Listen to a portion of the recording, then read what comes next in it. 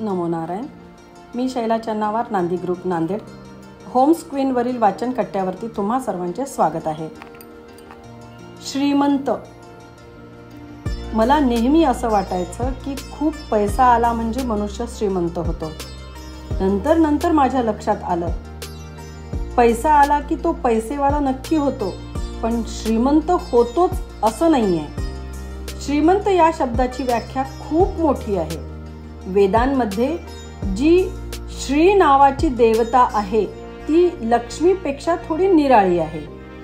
श्री या संज्ञेत पैसा, यश, सौंदर्य, श्रेष्ठत्व, अधिकार, प्रतिष्ठा, उद्योगशीलता, सुस्वभावीपणा वगैरे वगैरे अनेक गोष्टी त्यात अनुस्यूत आहेत.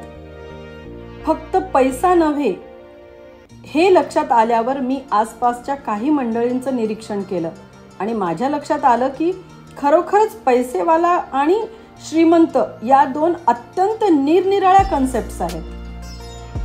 गंमत म्हणजे प्रत्येक श्रीमंत हा पैसेवाला होताच, पण प्रत्येक पैसेवाला हा श्रीमंत नव्हता. अनेक पैसेवाले असे आहेत की ज्यांना पैशाची फिकीर नाही.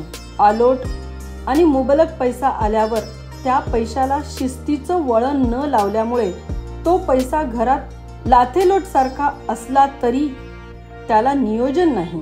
बेफिकिरी, उधळपट्टी, वागणुकीत अहंकार, बेशिस्त अनेक पैसेवाल्यांकडे पदोपदी दिसली मला.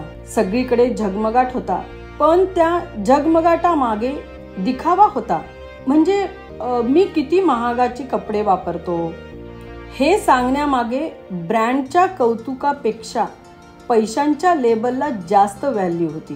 ही खरेदी आणि बेफिकिरी घरातल्या इंटेरियर पासून लहानशा खरेदीपर्यंत जिथे तिथे दिसते. सुसंस्कृतपणा खूप कमी पैसेवाल्यांकडे आहे. मुलं काय शिकतायत यापेक्षा सगळ्यात भारी इंटरनॅशनल स्कूलमध्ये घातलंय याचंच वारेमाप कौतुक. वाचन संस्कृती, अभ्यासूपणा, विचारशीलता, सुसंस्कृतपणा याचा जिथे तिथे अभाव दिसत होता. पण या उलट माझ्या परिचयातील कित्येक श्रीमंत मंडळी ही खूपच निराळी आहेत. कुणाकडे स्वच्छतेची प्रचंड आवड तर कुणाकडे नेटकं आणि सुबक इंटेरियर, म्हणजे अजिबात झकपक नाही. कुणाला पुस्तकांचं कलेक्शन करून त्याची सुबक लायब्ररी करण्याचा छंद, तर कुणाला अँटिक मूर्त्या आणि चित्र जमवायचा छंद.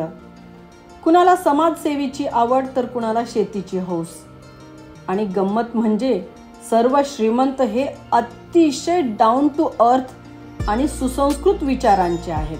प्रत्येकाने संपत्तीचं उत्तम लॉंग टर्म नियोजन केलेलं आहे. रीतसर कागदपत्रे, त्यांच्या फायली तयार आहेत.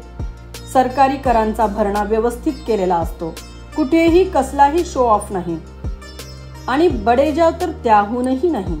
स्वतः केलेल्या समाजसेवेचं कौतुक तर अजिबात नाही. कोट्याधीशाकडच्या पार्ट्यांसोबत गरिबाकडच्या सत्यनारायणालाही आवर्जून जातात. कुठेही कसलाही भेदभाव नाही. ॲटिट्यूड तर औषधालाही नाही. उत्तम मोजकं आणि छान खाणं, भरपूर व्यायाम, सौंदर्याची निगा, मोजके पण सिलेक्टेड दागिने, अदबशीर बोलणं, वागणं म्हणजे वेदातल्या श्री या संकल्पनेला अनुरूप असं परिपूर्ण श्रीमंत व्यक्तिमत्व ते हेच. आणि मग माझ्या लक्षात आलं की एकतर भरपूर मेहनत करून, कष्ट करून, उद्योग करून किंवा मग लबाड्या करून पैसेवाला होता येणं कुणालाही सहज शक्य आहे.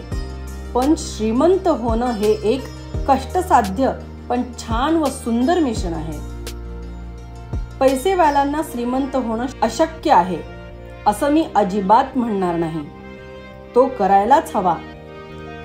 तुमचं पैसेवाला असणं हे सगळ्यांच्या दृष्टीने जितकं हास्यास्पद आहे तितकंच श्रीमंत होणं कौतुकास्पद आहे हे लक्षात घ्या. आपण खूप श्रीमंत व्हावे ही ईश्वरचरणी प्रार्थना. पिंपळाच्या रोपासारखं खडकावर उगवता आलं पाहिजे. निर्भीडपणे निर्धाराच्या वाटेवर चालता आलं पाहिजे. वादळाचं काय, ती येतात आणि जातात. मातीत घट्ट पाय रोवून उभं राहता आलं पाहिजे. धन्यवाद.